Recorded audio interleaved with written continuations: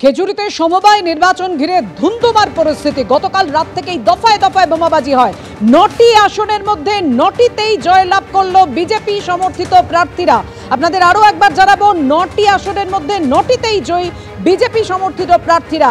একটি আসনে পেল না তৃণমূল সমর্থিত প্রার্থীরা। কথা বলবো, আমাদের সঙ্গে রয়েছেন আমাদের প্রতিনিধি ঋত্বিক প্রধান। ঋত্বিক, গতকাল রাত থেকেই দফায় দফায় বোমাবাজির ঘটনা ঘটে। ১৫ বছর পর সমবায় নির্বাচন হচ্ছে, তাতেও এত অশান্তি। দেখো, যেটা হচ্ছে যে এটা খেজুরি ২ নম্বর ব্লকের গোড়াহাট সমবায় সমিতির ভোট ছিল আজকেই, কিন্তু যেটা দেখা যায় যে গতকাল রাত থেকে এখানে কিন্তু দফায় দফায় বোমাবাজি হয়। সেক্ষেত্রে বিজেপির তরফ থেকে অভিযোগ করা হয় যে বিজেপির সমর্থিত যে সমস্ত প্রার্থীরা রয়েছে তাদেরকে ধমক দেওয়ার জন্য তাদের বাড়ির সামনে গিয়ে ব্যাপক হারে বোমাবাজি করা হয় এবং তারপরেই দেখা যায় যে এখানে এলাকায় উত্তেজনা ছড়িয়ে পড়ে। আজ সকালে কাঁথির এসডিপিও দিবাকর দাসের নেতৃত্বে এখানে বিশাল পুলিশ বাহিনী এসে পৌঁছায় এবং তারপরেই কিন্তু এই ভোট পর্ব শুরু হয়। এখানে ভোট পর্ব মিটে যাওয়ার পরে গণনা শেষে যেটা ফল দাঁড়ালো, সেক্ষেত্রে বিজেপি ৯টি আসনেই জয়লাভ করেছে। সেক্ষেত্রে তৃণমূলের তরফ থেকে অভিযোগ করা হচ্ছে যে এখানে সন্ত্রাস করে বিজেপি জয়লাভ করেছে এবং তাদের ভোটারদেরকে আটকে বিজেপি জয়লাভ করেছে। যদিও বিজেপির তরফ থেকে এই সমস্ত অভিযোগ উড়িয়ে দিয়ে দাবি করা হয়েছে যে দীর্ঘ ১৫ বছর ধরে এখানে তৃণমূল ক্ষমতায় রয়েছে, তারা কোনোভাবে ভোট করাতে দিচ্ছিল না, যেটা মানুষের কাছে অসহিষ্ণু হয়ে উঠেছিল এবং তার ফলেই কিন্তু এই ভোটের ফলাফল এবং যাতে মানুষ তাদেরকে দুহাত ভরে আশীর্বাদ করেছে। ৯টির মধ্যে ৯টিতেই জয়ী বিজেপি। ধন্যবাদ। বাসন্তী হাইওয়ের ধারে এক মহিলার দেহ উদ্ধার। একেবারে বাসন্তী হাইওয়ের ধারে এক মহিলার দেহ উদ্ধার করেছে পুলিশ। চৌবাগার কাছে রাস্তার পাশে পড়েছিল দেহ। মৃতার দেহের কাপড় ছেঁড়া, মাথায় আঘাতের চিহ্ন রয়েছে।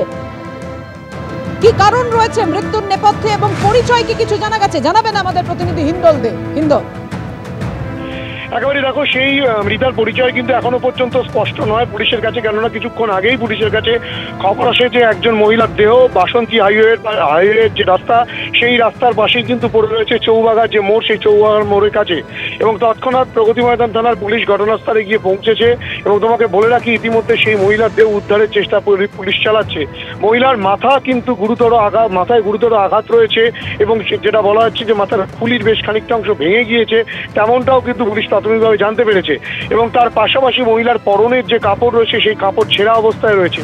স্বাভাবিকভাবেই সেই মহিলার মৃত্যু কিভাবে হলো সেটা নিয়ে ধোঁয়াশা তৈরি হয়েছে এবং রহস্য ঘনীভূত হয়েছে। কেননা তোমাকে বলে রাখি যে মহিলাকে যেভাবে উদ্ধার করা হয়েছে, যাকে কিছুক্ষণের মধ্যে হাসপাতালেও পাঠানো হবে, সেই মহিলার কিন্তু দেহের কাপড় ছেঁড়া কেন, মাথায় কিভাবে আঘাত লাগলো সেটা খতিয়ে দেখা হচ্ছে। যে বাসন্তী হাইওয়েতে একের পর এক দুর্ঘটনা হয়, সেক্ষেত্রে কি কোনো গাড়ি তাকে এভাবে ধাক্কা মারার ফলে তার এই ঘটনা ঘটেছে, নাকি কেউ তাকে মেরে এখানে ফেলে দিয়ে চলে গেল, সেই বিষয়টা কিন্তু পুলিশের কাছে এখনো পর্যন্ত স্পষ্ট নয়।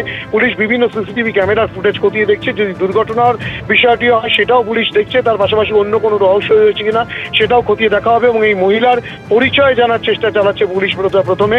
কেননা মহিলার পরিচয় যদি জানা যায় তাহলে কিন্তু বিষয়টি অনেক স্পষ্ট হবে পুলিশের কাছে যে নেপথ্যে কি থেকে থাকতে পারে।